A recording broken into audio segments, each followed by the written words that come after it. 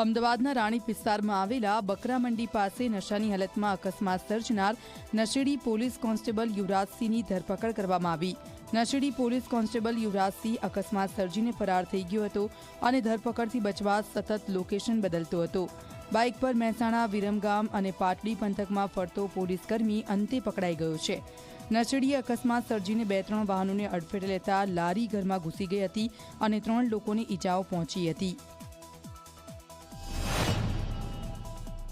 हाँ, એ આરોપીનું કહેવું એવું હતું કે એમની જે વેગનર ગાડી છે એની અંદર પાછળના વ્હીલમાંથી જે ગાડીનો ટાયર છે એમાં પંચર થઈ ગયું હતું અને એના કારણે એણે કાબુ ગુમાવ્યો, એના કારણે અકસ્માત થયેલો હતો।